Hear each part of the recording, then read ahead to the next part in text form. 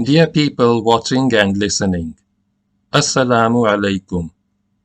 Kindly like and share this video and subscribe to my YouTube channel.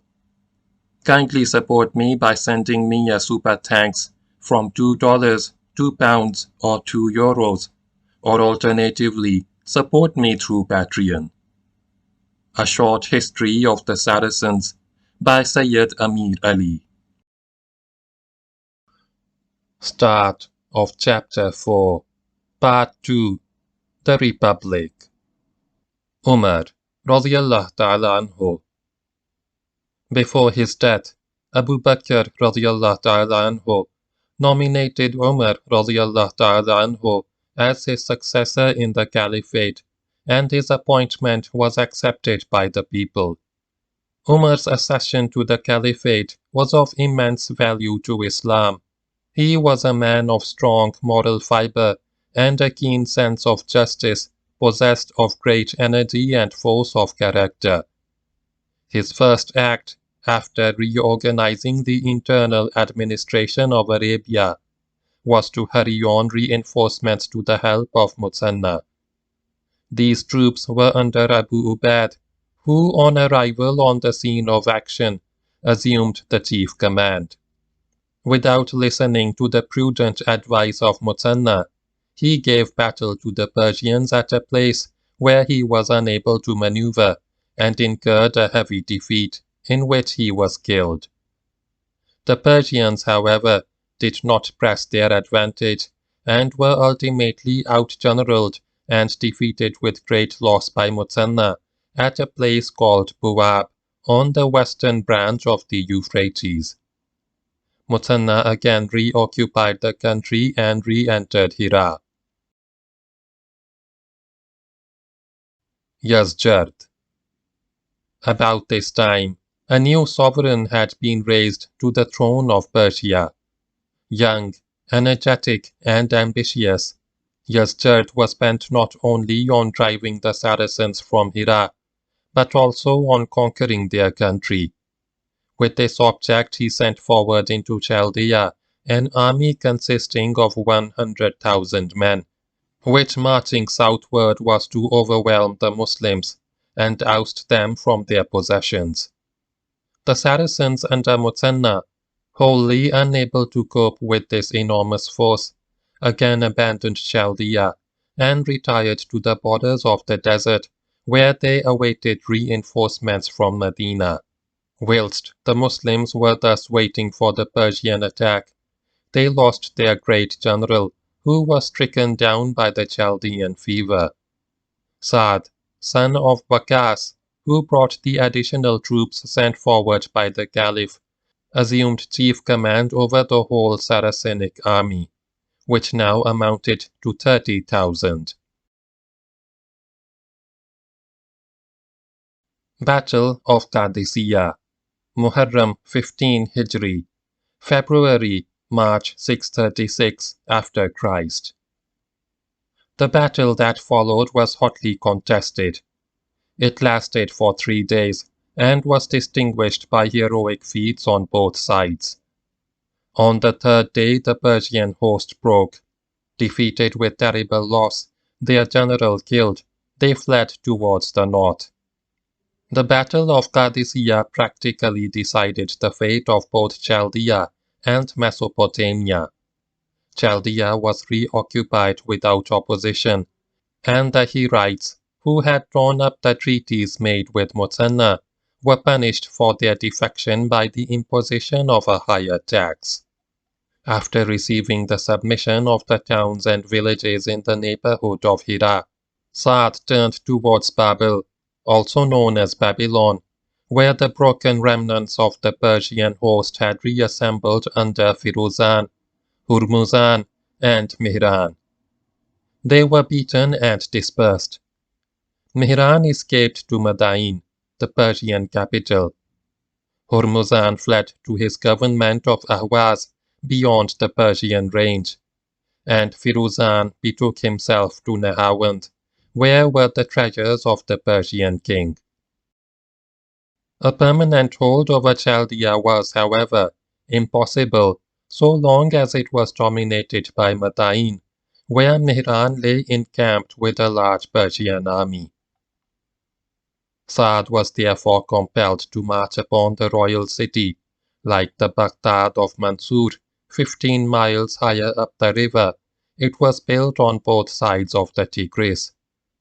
The western portion, called Seleucia, was founded by the Seleucidae, the descendants of Alexander's great general.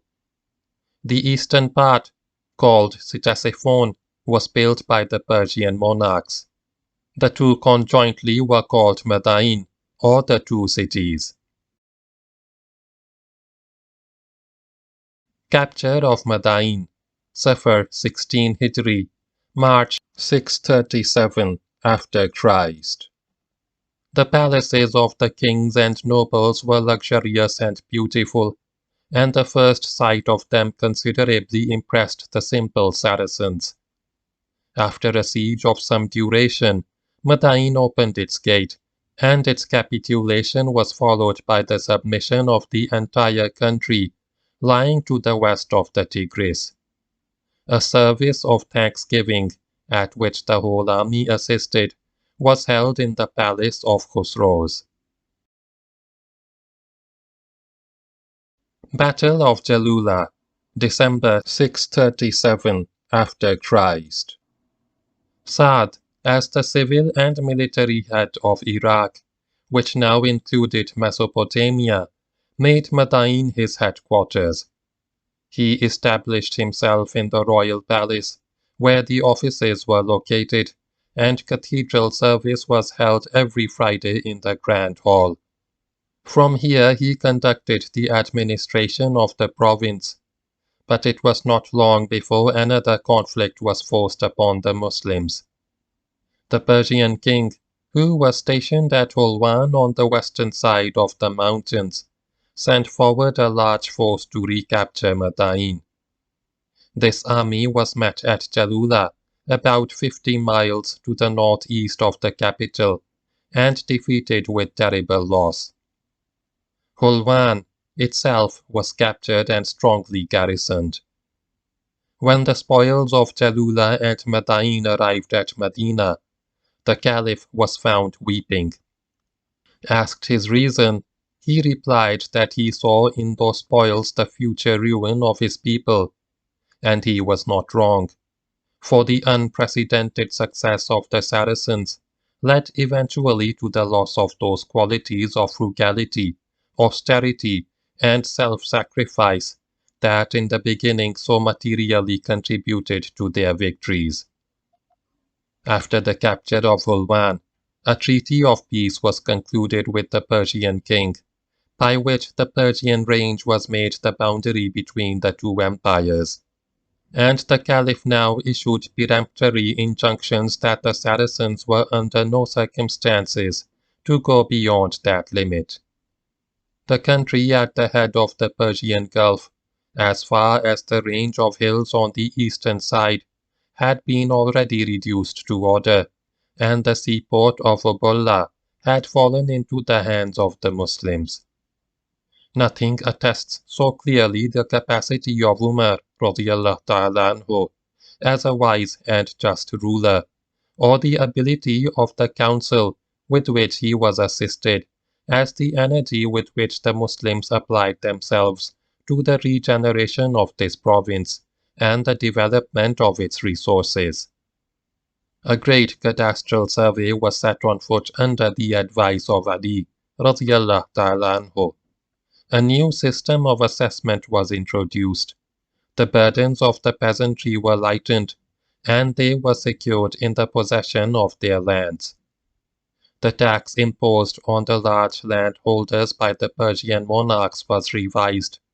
A complete network of canals was made for purposes of irrigation, and an order was issued for giving advances to the cultivators when needed. The sale of land was strictly prohibited to safeguard against the eviction of the native peasantry. The crown domains of the Persian kings, the royal hunting forests, the abandoned possessions of fugitive princes and landholders, and property appertaining to the fire temples, whence the priests had fled, became state property, and were administered by agents appointed from Medina. The army had clamored for the distribution, as spoils of war, of these lands as well as of the plains of Chaldea, called the Sawad, but the Caliph, guided by Ali radiallahu ta'ala anhu and Ibn Abbas, firmly rejected the demand. The income from the state domains, after defraying the public charges, was distributed among the Arab settlers. Breach of treaty by the Persians. But neither the prudence of the Caliph nor the moderation of his generals was of avail in preventing a fresh conflict with the Persians. Yezjard was chafing under the loss of his capital and two of his best provinces. His governors were out of hand, and his army was clamorous for a fresh advance against the Saracens. Hormuzan, the governor of Ahwaz, repeatedly attacked the Arab settlements. As often as he was beaten back, he sued for peace, but always broke it at the first opportunity. 17 and 18 Hijri, that is 638 after Christ. About this time 2 new cities were built in Iraq. Bussorah, or Basra, on the Shattul Arab, peopled chiefly by the northern Arabs, took the place of Uballa, and became the seaport of Iraq. Kufa on the western bank of the Euphrates, 3 miles south of Hira, was peopled by Arabs of the Yemenite stock, and took the place of Madain, which was abandoned as unhealthy.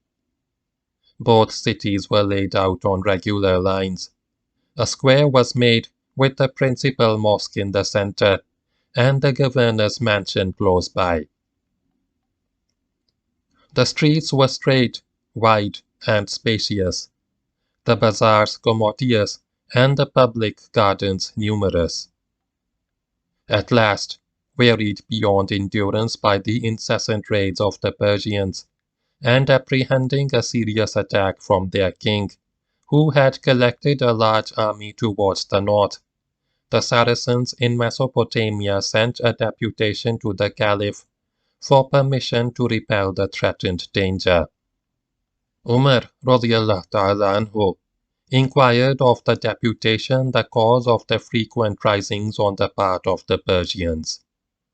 Maybe, said he, the Muslims treat the Zimmis badly, that they break their faith persistently and rebel against us. Not so, they answered. We do not deal with them otherwise than with honesty and good faith. How can that be? Naturally asked the Caliph. Is there not one honest man among them? Then answered the leader of the deputation. Thou hast forbidden us, commander of the faithful, to enlarge our boundaries, and their king is in their midst to stir them up. 2 kings can in no wise exist together, until the one expel the other. It is not that we have treated them harshly, but that their king has incited them to rise against us after having made submission. And so it will go on, until thou shalt remove the barrier and leave us to go forward and expel their king. Not till then will their hopes and machinations cease. These views were also enforced by Hormuzan, who had been brought as a prisoner to Medina and had adopted Islam.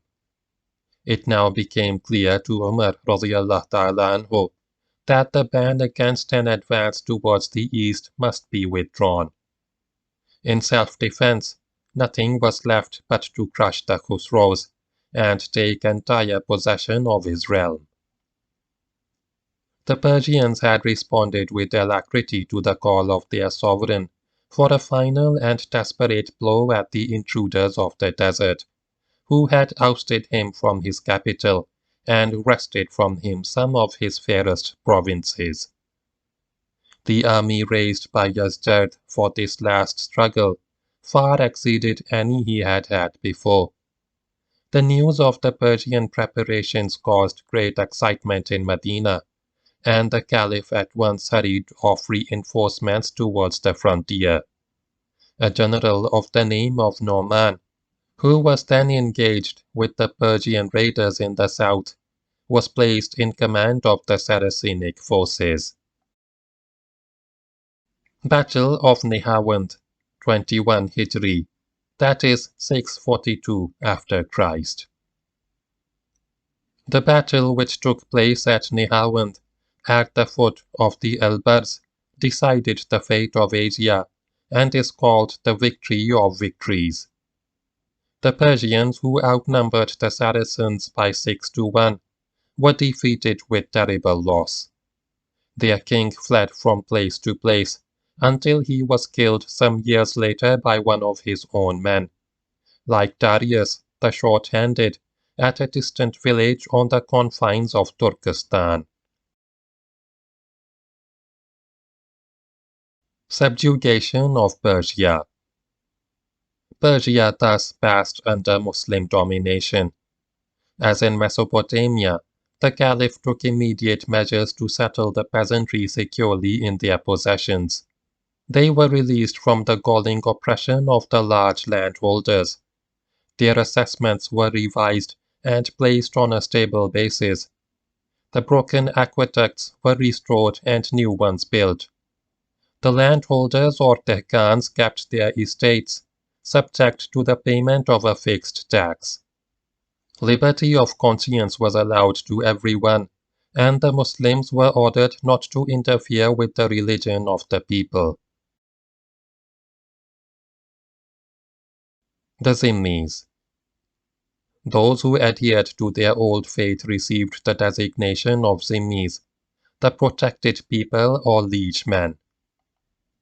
The sole inducement to proselytism, if inducement it can be called, consisted in the fact that whereas Muslims, who were liable at any time to be called to serve in the army, contributed only a tithe to the state, the Zimmis paid a higher tax in consideration of being exempted from military service.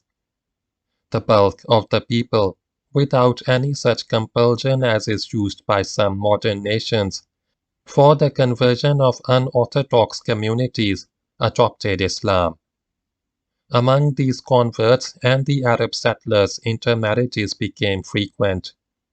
Numbers of Persians were introduced into the tribal brotherhood of the Arabs as mawalis, which means friends or clients, and many of those who had rendered eminent services or were otherwise distinguished were inscribed in the state register as recipients of allowances.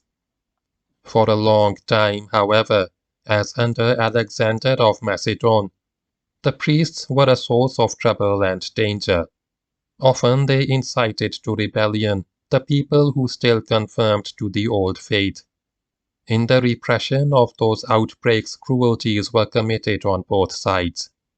The wise and conciliatory policy, however, of the Abbasid caliphs and the general diffusion of Islam removed in time all causes of disaffection. War with the Romans, its causes. Very soon after the accession of Abu Bakr to the Caliphate, the Saracens came into conflict with the Romans. The entire country to the west of Mesopotamia at Chaldea belonged then to the Eastern Roman Empire. Palestine and Syria were, like Iraq, inhabited by people of the Arab race, and the Syrian Nafud, or desert, was roamed over by Arabs. They thus came within the legitimate sphere of the Islamic Commonwealth. The punitive expedition of Osama had set ablaze the Syrian tribes, and naturally led to retaliatory raids. The Romans at the same time massed a large army at Balqa, not far from the frontier. Like the British government in India, when threatened by the Sikhs in 1848, the Caliph had no choice but to repel the Romans and reduce the tribes to subjection. It was a measure necessary in the interests of his empire. His appeal for levies was answered with enthusiasm, and as the troops arrived at Medina, he hurried them towards the north. The theatre of the new war requires a slight notice. Palestine, according to the Arab geographers, is the country south of a line drawn from Mount Carmel to the northern extremity of the Sea of Galilee, Lake Tiberias, and extending from the Jordan as far as the Mediterranean Sea. Here the Romans held some strongly garrisoned places, such as Caesarea on the sea, Jericho, Jerusalem, Ascalon, Gaza, and Jaffa. The township of Zoghar, also known as Sagar, or ancient Pentapolis, and all the region which stretched from the southern extremity of the Dead Sea to the Arabian Gulf, was a dependency of Palestine. North of the line mentioned above was the province of Jordan, also known as Urdan, which comprised the garrison towns of Acre, also known as the ancient Ptolemy, and Sur, also known as Tyre. To the north of Palestine lay that beautiful and interesting country called Syria by the Romans, and Barusham, the land to the left, or simply Sham by the Arabs, with the historical cities of Damascus, Homs, also known as Emesa, Aleppo, also known as Chalebon, Antioch, etc., all held by strong Roman garrisons. East of the valley of the Jordan and south of the lake of Tiberias were the highlands of Hauran. The first army sent into Syria by Abu Bakr radiallahu ta'ala anhu met with a disastrous repulse. The old patriarch, instead of being dispirited, threw fresh energy into the organization of the levies, and the new army that was hurried to the theatre of war was divided into 4 corps, which were directed to operate under the command of 4 generals in different parts of the country. The gentle and kind-hearted Abu Ubaidah was in command of the division of Homs, with headquarters at Jabiyah, and was accompanied by a large number of Madinites and the companions of the Prophet, sallallahu alaihi wasallam. The Palestine division was under the command of Amr, the son of Al-As, famous for his conquest of Egypt, and infamous for his treachery to Ali, radiallahu ta'ala anhu. The division intended for Damascus was under the command of Yazid, son of Abu Sufyan, the old enemy of Islam, and now fighting under its banners. The army of Yazid was composed principally of the Meccans and of the Arabs of Tihama, and included several notables of Mecca, most of whom had fought against the Prophet sallallahu alaihi wasallam before the fall of the city. Tempted now by the rich spoils of Syria, they had joined as volunteers the army under Yazid. Between the Meccans and the Arabs of Tihama on one side, and the Madinites on the other, there existed bitter hostility, the consequences of which were perceptible in later times.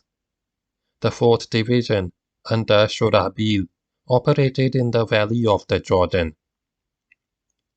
Another corps, under Muawiyah, the second son of Abu Sufyan, who afterwards usurped the caliphate, formed a reserve, whilst Amr, the son of Al-As, advancing upon Lower Palestine, threatened Gaza and Jerusalem. The 3 armies under Abu Ubaidah, Shurabil, and Yazid, echeloned as above and mutually supporting each other, menaced Bosra, Damascus, and the Tiberiade. But the forces at their disposal barely exceeded 35,000, and considering the power and resources of the empire against which they were directing the attack, seemed hardly adequate to the task. The Roman Empire of Constantinople, even after it had been shorn of several of its European dependencies, was colossal. Its resources, its wealth, and its supply of fighting material were unlimited. It included the spacious peninsula of Lesser Asia, encompassed by 3 seas and studded with rich maritime cities, Syria, Phoenicia, and Palestine. Egypt, the granary of the surrounding nations, together with the long sleeve of the mantle, the vast strip of territory extending from the Egyptian coast to the Atlantic, and including the once renowned dominions of Cyrene and Carthage. In order to repel the invaders, Heraclius came in person to Homs, and from there sent forward 4 separate armies to crush the Arab generals. At the first news of this move on the part of the Romans, the Muslim emirs, having consulted with each other via a rapid exchange of messengers, decided to concentrate all their forces on one point, and accordingly all the 4 divisions united in the month of April, 634 at Jolan, near the river Yermuk, also known as the ancient Hieromax. Upon this, the Romans on their side drew together all their corps. Battle of Yermuk, 30th August, 634 after Christ. The Yermuk is an obscure river, which, rising in the highlands of Hauran, falls into the Jordan a few miles south of the Lake of Tiberias. About 30 miles above its junction with the Jordan, it forms on the northern side a semicircular loop, which encloses a vast plain suited for the encampment of a large army. The banks of the Yermuk were rugged and steep. At the neck of the loop there is a ravine, which forms the entrance to the flat space inside. This spot is called Wakusa, famous in the annals of Islam. The Romans considered this protected, as it appeared to them on all sides as a natural camping ground, and their forces marched into it without any thought of the Saracens. These quickly perceived the enemy's mistake, and crossing towards the northern side of the river, a little higher up, took up their position immediately by the side of the ravine, ready to strike the moment the Romans issued from within. The 2 armies watched each other for 2 months, until the Caliph, getting tired of the waiting game, sent Khalid radiallahu ta'ala anhu, the son of Walid, from Chaldea into Syria. Marching across the desert, Khalid radiallahu ta'ala anhu joined the Muslims before the Romans knew of his approach. The army of Heraclius numbered 240,000, whilst the Saracens were only 40,000 all told. But the Romans had already lost heart, having been beaten in several attempts to issue from the trap in which they had been caught. At last, on the morning of the last day of Jamadi Sani, that is 30th August, 634, inspirited by the priests, the Roman army issued from its camp to give battle to the Saracens. The eventful fight is now known as the Battle of Yermuk. The Romans were defeated with fearful slaughter. A part of their army was driven into the river and drowned, and the whole of southern Syria lay at the feet of the Saracens.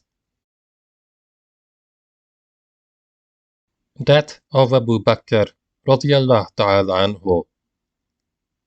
Abu Bakr died about this time. In fact, the news of his death was brought to the camp before the battle began, but was not published by Khalid radiallahu ta'ala anhu until the fight was won. Umar radiallahu ta'ala anhu, who never approved of Khalid's ferocity, deposed him from the chief command and made the wise and far-seeing Abu Ubaidah the general-in-chief. Khalid radiallahu ta'ala anhu worked under Abu Ubaidah, and the Syrian cities one by one capitulated to the Muslims. Damascus, Homs, Hama, also known as Epiphania, Kinisrin, also known as Chalkis, Aleppo, and other important towns opened their gates to Abu Ubaidah.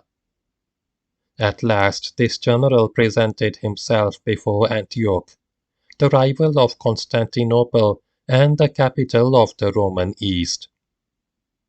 It was held by a large garrison, augmented by the fragments of those that had fled from other places.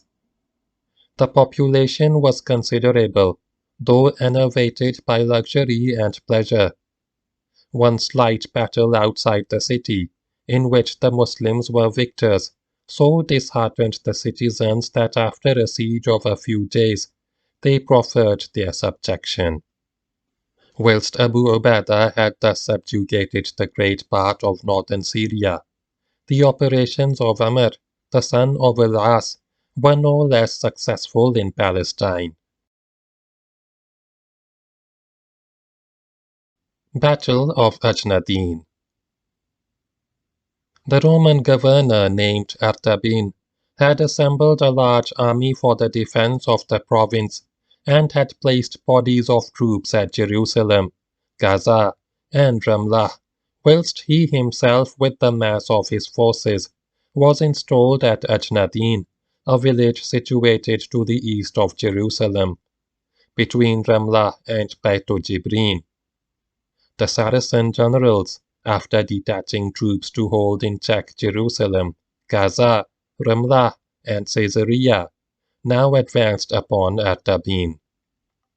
The battle that followed was as disastrous to the Romans as the day of Yermuk.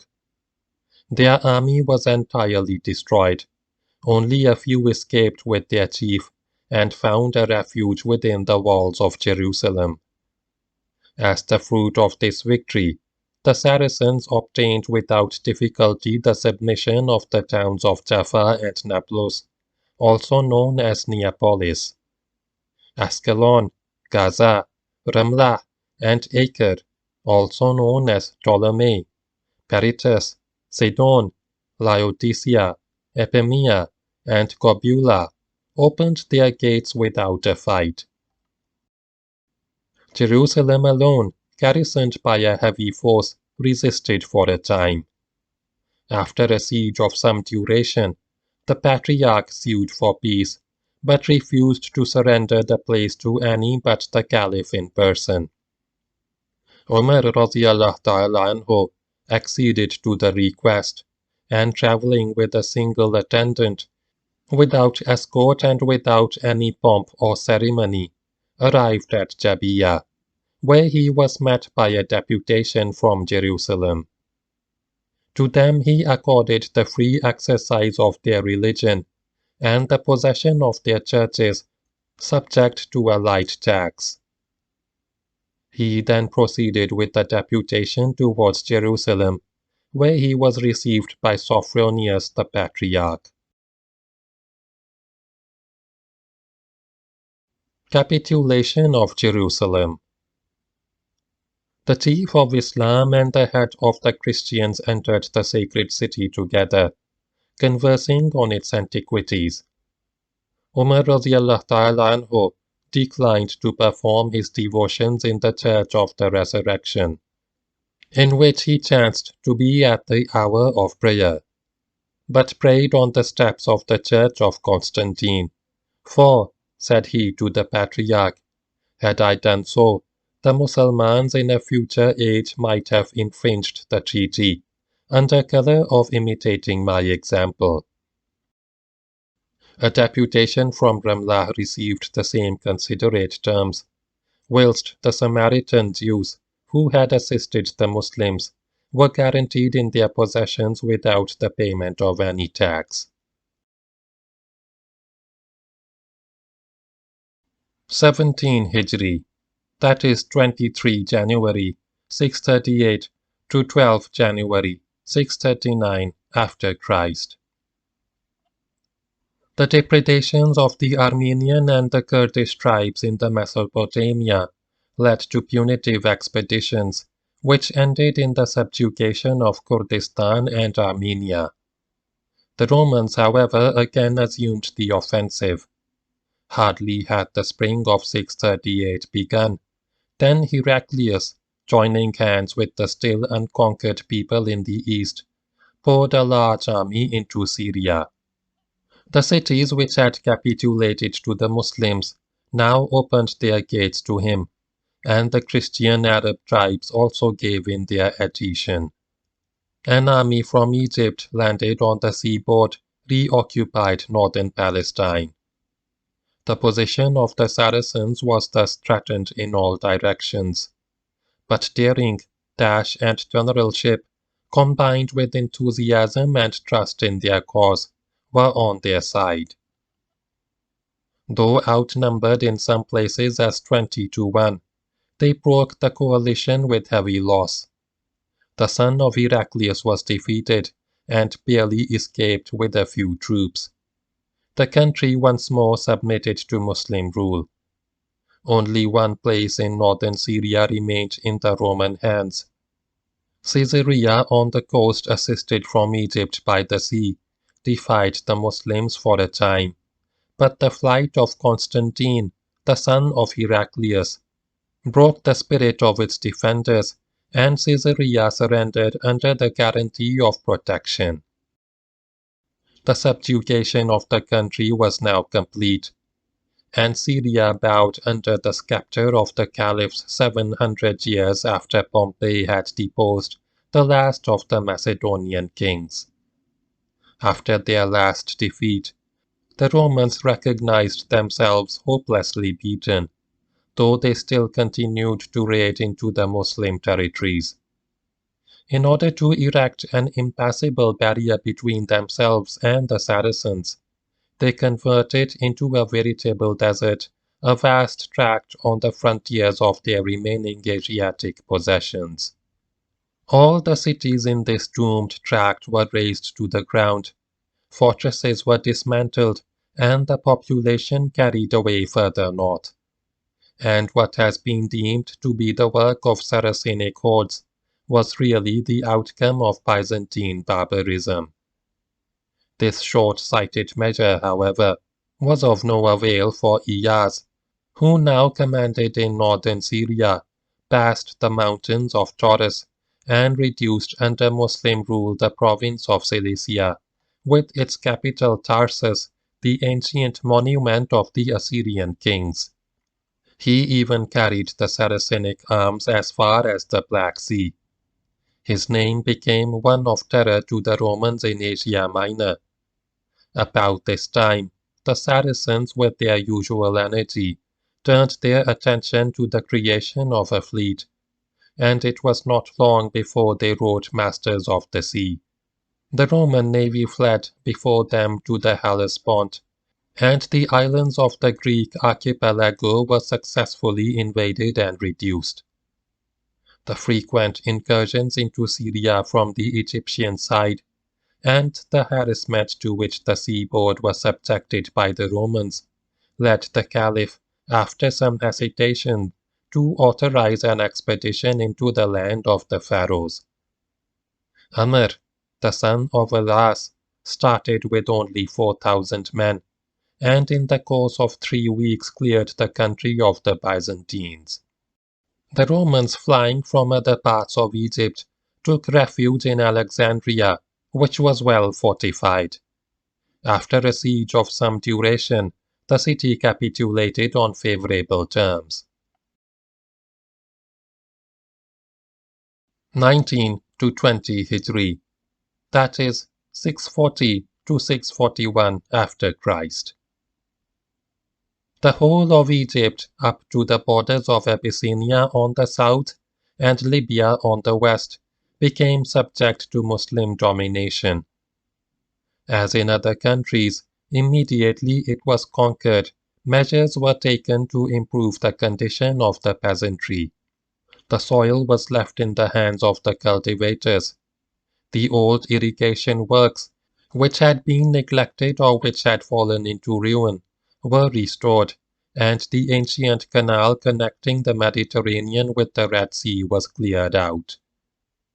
The Egyptian Christians, who were called Copts and belonged to the Melchite sect, were treated with marked favor in consequence of their goodwill towards the Muslims. Taxation was regulated upon a fixed and moderate scale, and trade was fostered by light customs dues. In 645 after Christ, Alexandria was recaptured by the Romans.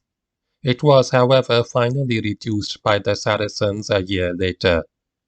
The story about the burning of the Alexandrian library under the orders of Caliph Umar radiyallahu ta'ala anhu is without any foundation. Such an act of vandalism was totally opposed to the tolerant and liberal spirit of that great ruler. As a matter of fact, a large part of this library was destroyed in the siege which Julius Caesar underwent in that city, and the remainder was lost in the reign of the Emperor Theodosius in the 4th century of the Christian era. This emperor, who was a devout Christian and hated works written by pagans, had ordered the destruction and dispersion of the splendid remnant of the Philadelphian library, which order was so zealously carried out that little or nothing remained of it in the 7th century for the Muslims to destroy. After the conquest of Egypt, Amr became involved in a war with the tribes towards the west, which ended in the reduction of the coast as far as Barca. In the 18th year of the Hijrah, northern Arabia and Syria were visited by a severe famine and pestilence, in which 25,000 people are said to have perished.